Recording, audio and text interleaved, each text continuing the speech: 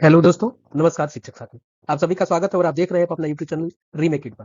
प्रधान शिक्षक DElEd syllabus की 75 number के यूनिट 1 के सेक्शन में जो आपको सेट आ रहे हैं यानी सीरीज आ रहा है प्रश्नों की, उसका ये अंतिम सेट है और ये सेट नंबर 11 है, जिसमें टॉपिक है ज्ञान की अवधारणा। तो आइए इस वीडियो में देखते हैं और ज्ञान की अवधारणा से संबंधित प्रश्नों को जानते हैं। ये सारे प्रश्न अति महत्वपूर्ण है और सारे प्रश्न पूछे गए किसी न किसी आपको परीक्षाओं में। तो आइए देखते हैं, पहला प्रश्न हमारे सामने है और पहला प्रश्न है हमारे सामने कि शिक्षा का जीवन से घनिष्ठ संबंध होने के कारण शिक्षा के उद्देश्य होते हैं क्या?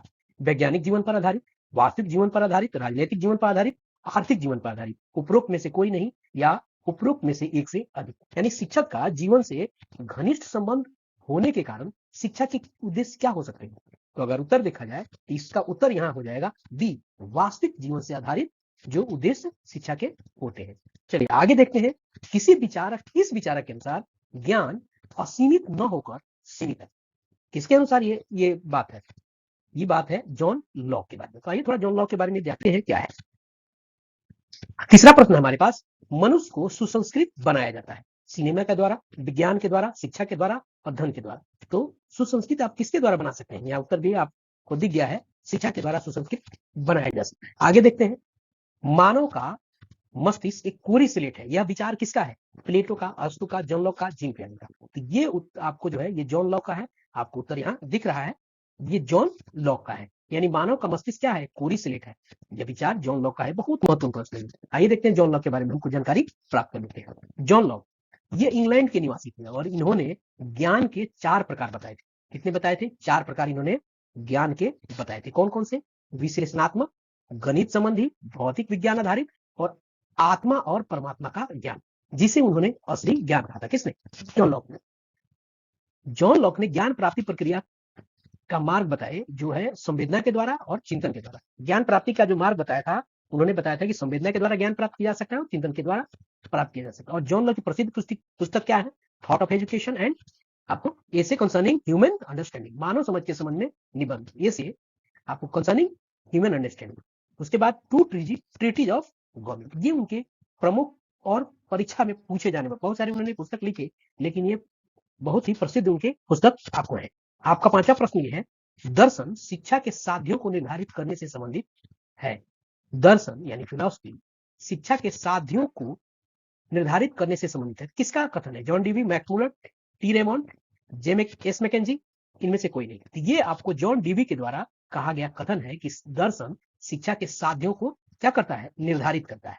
क्लियर है? चलिए, जॉन डीवी ने कहा। आपके देखते हैं 6ठा प्रश्न, लोकतंत्र में शिक्षा के निम्न में से किस उद्देश्य पर बल दिया जाता है? ध्यान रखना है, लोकतंत्र में सामाजिक दृष्टिकोण का विकास, चरित्र का विकास, व्यक्ति की व्यवसायिक कुशलता का विकास, उपरोक्त में से उपरोक्त सभी, यानी फिर उपरोक्त में से कोई नहीं, एक से अधिक। तो अगर देखा जाए यहाँ आपको होगा डी, यानी उपरोक्त सभी। ये जो सारे के सारे जो है आपको सामाजिक दृष्टिकोण का विकास, चरित्र का विकास, व्यक्ति की सामूहिक कुशलता का विकास। क्लियर है? चलिए आगे देखते हैं। अगला देखते हैं, व्यक्ति की आवश्यकताओं के आधार पर निम्न में से किस उद्देश्य का निर्धारण किया जा सकता है?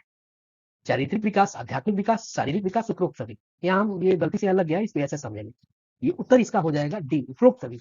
यानी व्यक्ति की आवश्यकताओं के आधार पर आपको किस उद्देश्य का निर्धारण किया जाता है? आवश्यकता के अनुसार पर उसके चारित्रिक विकास का निर्धारण किया जाता है, आध्यात्मिक विकास का भी, शारीरिक विकास का भी निर्धारण किया जाता है। आगे देखते हैं, संज्ञानात्मक ज्ञान क्षेत्र।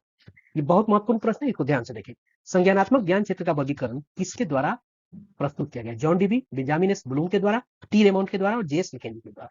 तो आपको संज्ञानात्मक ज्ञान क्षेत्र का वर्गीकरण आपको जो है बी, बेंजामिन एस ब्लूम के द्वारा ये प्रस्तुत किया गया था।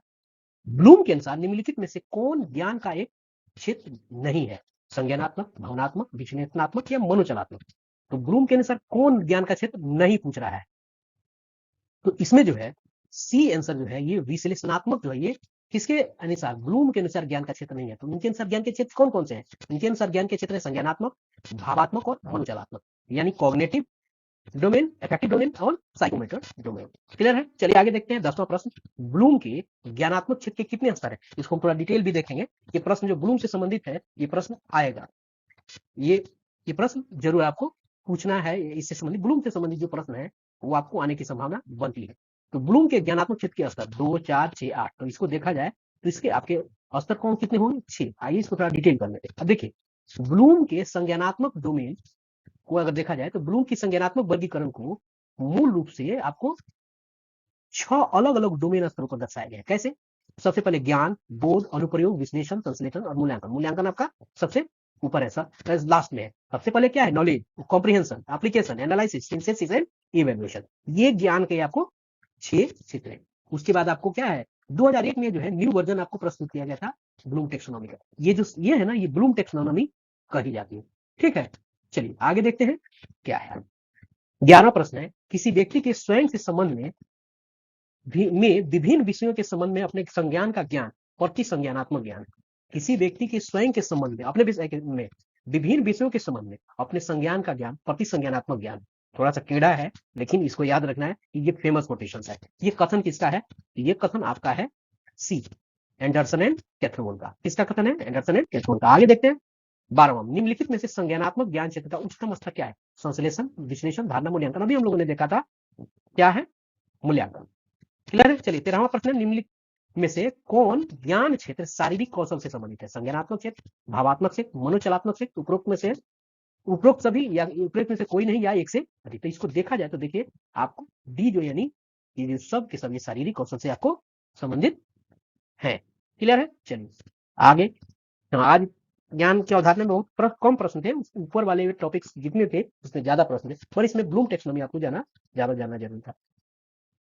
आज की वीडियो में इतना ही, जल्दी मिलते हैं नेक्स्ट वीडियो में नेक्स्ट टॉपिक के साथ। और हम अब यूनिट 2 की सीरीज आपको जल्दी ही आपके सामने उपलब्ध हो जाएगा और मैं आपको सामने लेके जल्दी ही आपको प्रस्तुत होता हूँ। तब तक के लिए अपना ख्याल रखें। जय हिंद।